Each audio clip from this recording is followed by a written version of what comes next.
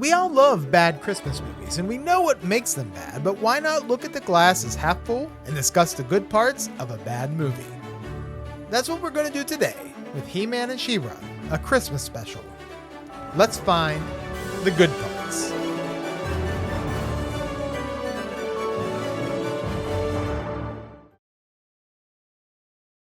Christmas comes to Eternia, and you'll want to be there. It's the all-new He-Man She-Ra Christmas special.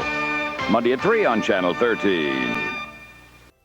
In 1985, the He-Man and She-Ra Christmas special debuted on syndicated television. Until the early 2000s, when it hit DVD, the special was not really seen on TV. And after the initial debut, most people could only find it through a bootleg. The special tells the story of Orco accidentally traveling to Earth and returning to Eternia with two children that Skeletor and Hordak attempt to kidnap and possibly embrace the Christmas spirit. I remember this special as a kid, and I probably loved it, but now watching it as an adult, it can be difficult to watch. However, there might be a few good parts. Maybe. On Rotten Tomatoes, He-Man and She-Ra Christmas Special has a 57% audience score, which really seems way too high. The special only has one critic review from DVDtalk.com who proclaims, "Had I ever been a real fan of He-Man, this is the moment that would have cured me." But looking at Internet Movie Database, we get a few user reviews. User Mr. Fusion commented that nostalgia is a hell of a drug. On the other side, Liddy Galley knows that this isn't great and reiterated by saying, "It's so bad that it's great." Opinions about what makes a movie good or bad can differ greatly. To help identify the good parts, I am joined by Gerry from Totally Rad Christmas, the podcast that celebrates the raddest time of the year in the baddest decade ever. If it was gnarly during the Christmas in the 80s, Gerry's got it covered. I'm not gonna lie, this special is absolutely terrible, but what do you think about it?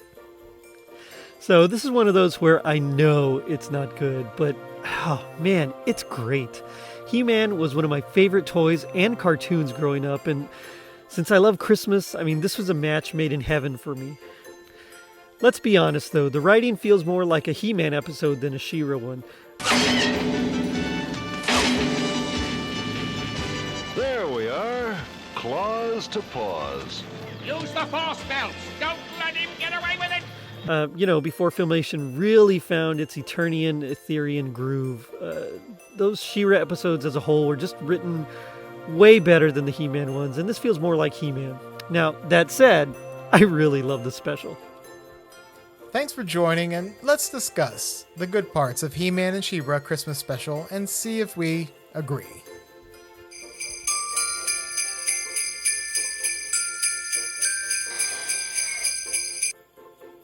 An introduction to She-Ra. It's hard for me not to remember exactly when I was introduced to She-Ra. I mean, I clearly remember choosing not to watch the series as a kid, probably because I thought it was just for girls. Hey, watch what you're saying about slime. Oh, I'm sure it's very nice for you, Mr. Slime Pig. However, I do remember watching this Christmas special as a kid. The dates are fuzzy, but at some point, I remember enjoying it and watching a few episodes of She-Ra. Was this my introduction to her? It's hard to say, but looking at it now, the special makes it a point to not only include a number of He-Man characters, but She-Ra characters as well. I think it does a good job of balancing both series, and we clearly see that Hordak is not as soft as Skeletor. What I didn't realize is that Hordak flies around in a very phallic-looking ship.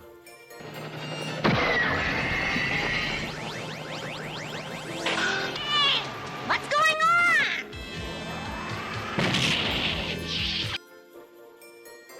I think the best introduction was actually the Origin special, The Secret of the Sword.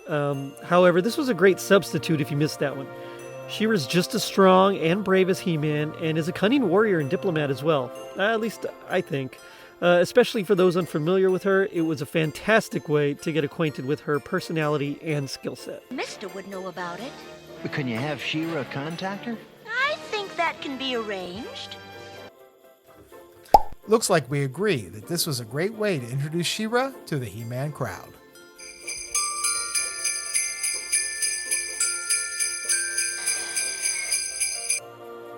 Adam and Adora's birthday.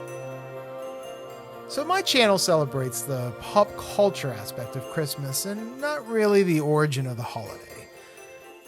On Eternia, we don't get an alternative holiday such as Life Day from Star Wars or even Fapiano from Alf. On Eternia, the ruling family celebrates Prince Adam and Princess Adora's birthday as a holiday, which I would argue is as important as Christmas or Jesus' birthday on Eternia. The entire planet, along with the residents from Eternia, get together and celebrate the twins' birth.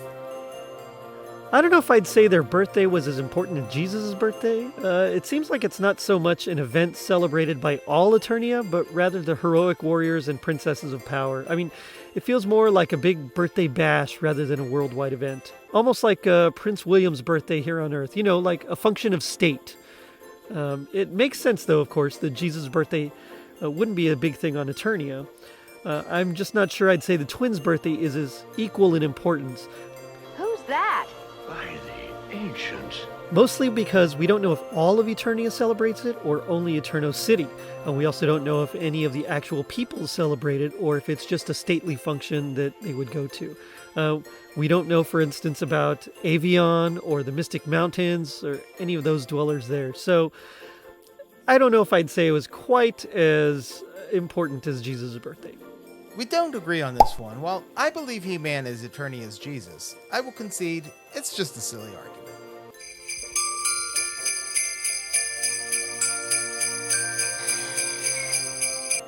Bo's Christmas Song. I need to clarify that this is a terrible song, but here's my reasoning for calling it a good part. Even though Bo just learned about the Christmas holiday, he leans up against a tree and plays his Eternia mandolin to sing his new Christmas song about love and caring. Somehow, the kids already know the lyrics and they sing along. It's filled with essential Christmas words, including joy and caring, with an epic chorus proclaiming, Christmas spirits in the air, Eternia and everywhere. Like I said, it's not a great song, but for his first Christmas song, I gotta give him credit. It's not that bad. It's definitely not my favorite song. As a composer and songwriter myself, I love that Bo was able to craft a piece of music pretty quickly after learning about a subject of which he had absolutely no knowledge. Sometimes songs just write themselves in a matter of moments. Usually it takes time to edit and trim to really get an idea into suitable shape. As far as the song itself goes, though, I'm going to take the view that melody, harmony, and rhythm work a bit differently in Eternia, and that Bo's song is really a banger there. It's not a great song, but for something he quickly put together, I think we both agree it's a good part. But who knows? Maybe Bo is the John Lennon of Eternia.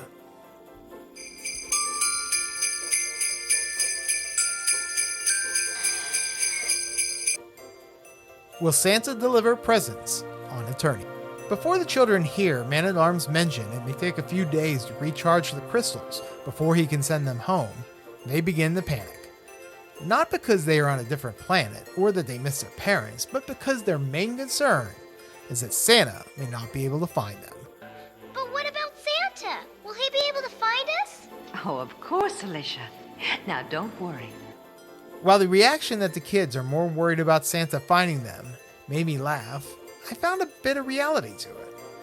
Kids are always concerned if Santa's going to find them if they're away from home.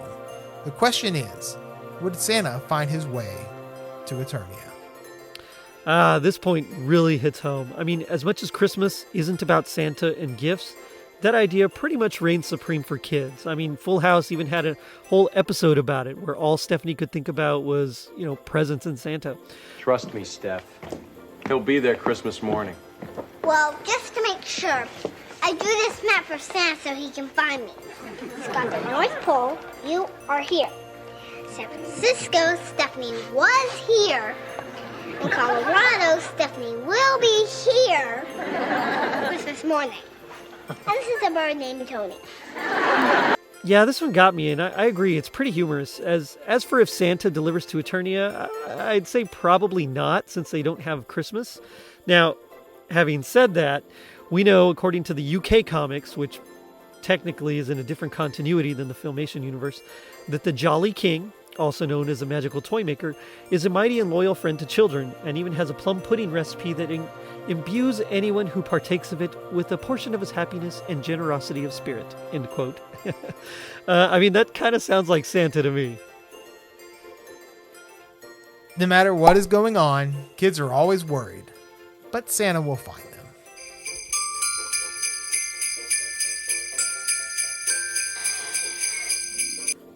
He-Man's secret Earth daughter. When we first met Miguel, and specifically his sister Alicia, I began to wonder, did we meet He-Man's secret Earth daughter? Hear me out. Look at her hair. It's identical to He-Man's ridiculous page boy hairstyle or Prince Valiant cut. He-Man and Alicia both have straight hair that curls at the end, cuts below the ears, the bangs, and the bright yellow color. I didn't take it seriously until the end of the episode when we actually meet these kids' parents. Look at her father. There's no way that this man is the father of Alicia. His big curly black hair, bad mustache, and giant gut makes me question if the family needs to appear on Maury for a DNA test. Everyone, welcome Adam. When it comes to Alicia and Adam, you are the father.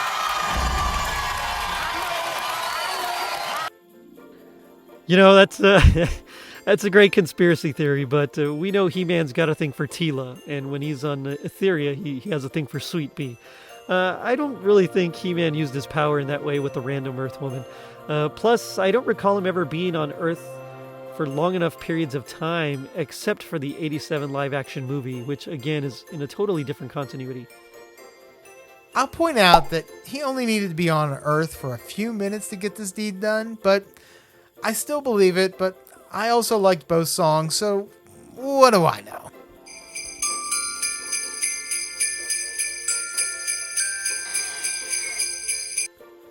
The nostalgia factor. So, He-Man and the Masters of the Universe was one of the most popular toy lines and cartoons of the entire 80s. I mean, I remember running home after school so I can make sure to catch it. I mean, this special is great because it brings back so many feelings and memories for me. It reminds me of Christmas '84 when I got Castle Grayskull. I remember playing with my He-Man toys after Saturday morning cartoons. I'd go to my friends' houses and play Masters of the Universe. And yes, I rented The Secret of the Sword so many times from our local video store. This special is crushing it with the nostalgia, especially because many heroes, even obscure ones like Cyclone, are present at the party. I was a fan of the show in the 80s, and I had all the toys, but honestly, rewatching this, I realize how awful the writing was. You know what? These claws need a manicure. Fools! What is it? What's happened? Master, it's He-Man. Quiet. He'll hear us. The special caters to He-Man and She-Ra fans, basically including all of the characters, and introduces new villains and kids from Earth who may or may not be related to He-Man. It did give us both nostalgia from watching it.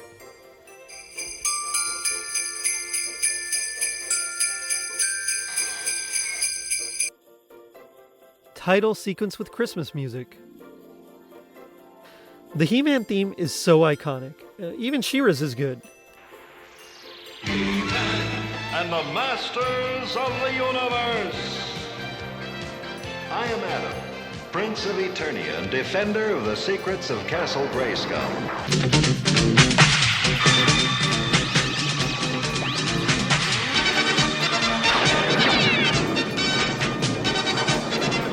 Where darkness rules, fights the champion of light. What you really want, however, from a Christmas special is Christmas music. I mean, music can elevate even a terrible movie to decent status. It can turn a bad mood around, and Christmas music in particular can really brighten a dark day.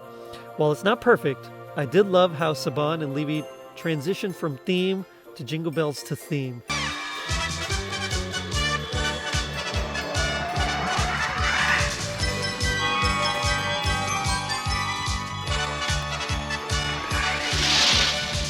It at least made it feel more like Christmas, despite not being set on Earth and having minimal decorations. I love it when TV shows Christmasify their theme song. One of my favorites is A Very Brady Christmas, where they take the Brady Bunch theme song and incorporate jingle bells and deck the halls. The music plays while Mike looks for his checkbook and Carol follows behind him.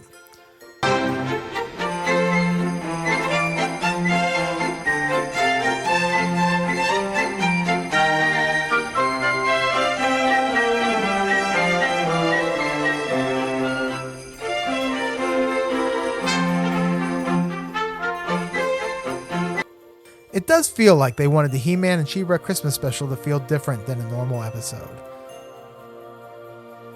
So the melding of the He-Man theme with Christmas music is a great idea.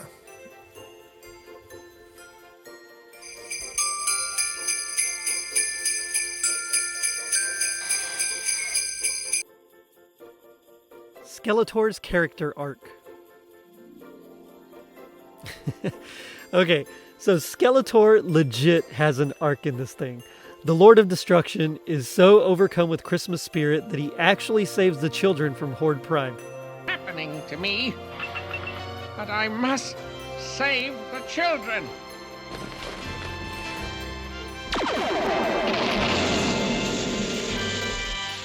And his transition, even if it is temporary, is lined with pithy quips and barbs as he tries to understand why someone would give a present to someone else. Please, mister, be nice. It's Christmas time. Christmas time? What's that? It's a season of love and joy and caring. We get ridiculous gems like, I don't want to feel good, I want to feel evil, and I like fights. Fights are fun. I mean, again, he betrays his master to rescue the kids. Like, that's some serious Christmas spirit. He saved us. He saved you? Yes, I guess I did. I wish I knew why. I don't think I feel well. Well, I think you're feeling the Christmas spirit, Skeletor. It makes you feel good. Well, I don't like to feel good. I like to feel evil. Oh. Don't worry, Skeletor. Christmas only comes once a year. Thank goodness.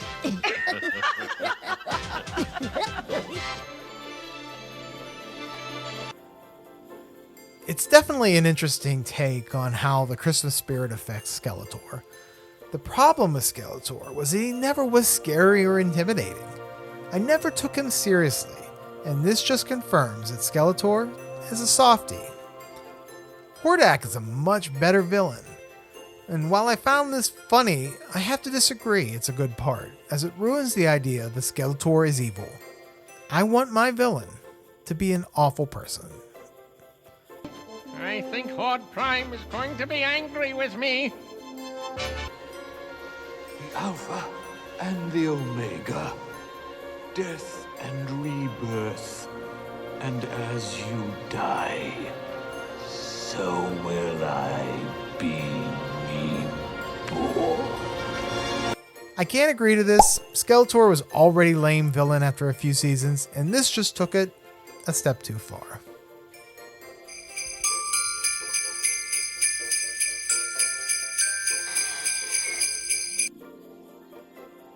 Prince Adam's disguise. One of my favorite bits is the Eternia Christmas party with Adam dressed as Santa. Snoutspout puts the star on the tree, the heroic warriors and friends are there. Not only is it one of the most Christmassy parts of the whole thing, but we get the gift of Adam with his same page boy haircut, just dyed white this time. He even has a line where he wonders how they recognized him with his dyed hair. Like, come on, man. I mean, that's the Superman of it all. It's a stupidly humorous bit, but it's also the most Christmassy bit. Brother? Oh, you know, You knew it was me all the time, didn't you? Adam is equal to the Clark Kent's poor disguise that nobody can see through. At least Clark wears glasses. Seeing Adam dressed up as Santa was fun, and I enjoyed that Eternia got into the Christmas spirit. The scene goes by quickly, but I do enjoy seeing Cringer not sharing his plate of treats, Ram Man holding a plate of food trying to impress Frost and Tila, and Fisto holding a little cupcake in his little hand. I love a good simple disguise, and Prince Adam fooled me. Not really, but it's a good part.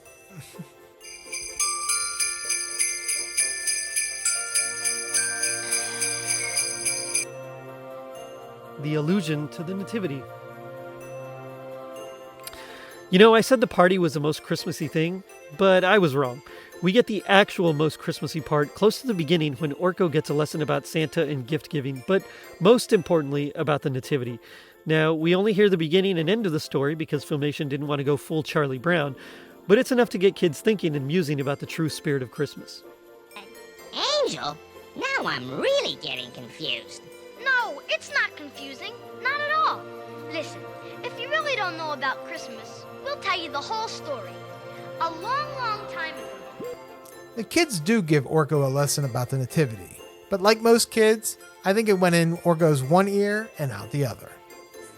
Presents? I think I like this Santa. Can I meet him?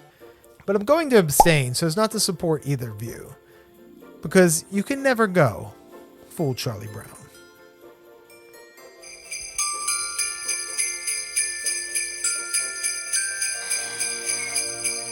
So let's review He-Man and She-Ra's A Christmas Special. It's not a great film, and it has a lot of flaws, and it has its problems, but we both agree that these are the good parts.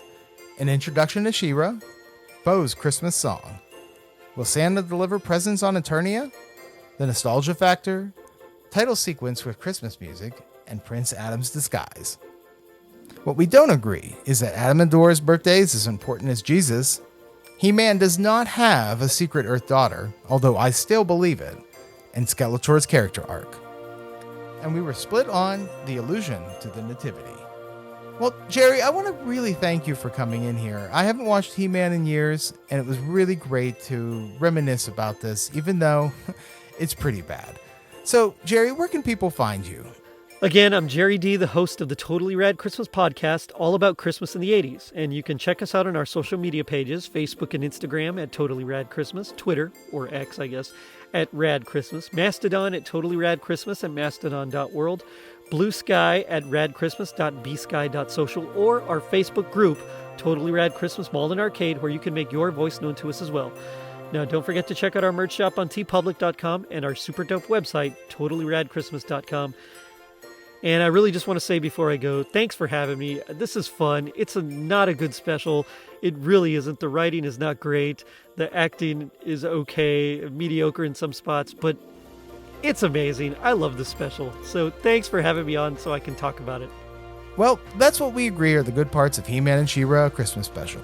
Have a suggestion for a future episode? Then leave the comments below. We will see if there are any good parts in the next episode featuring the terrible Christmas movie, Jingle All the Way, with my special guest, Scott Newman from the Tinsel Tunes and Christmas Morning Podcast. Click on the subscribe button to be alerted when that episode is released if you want to find out. I'm the Christmas aficionado, and remember, stay off the naughty list.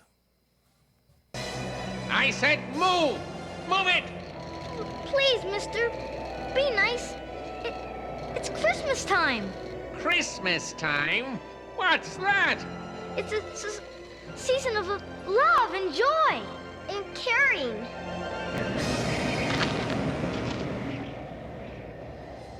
Ah, is that what Christmas is? No wonder Horde Prime wants to get rid of it. A season of love, caring, joy? Yeah, what a disgusting idea.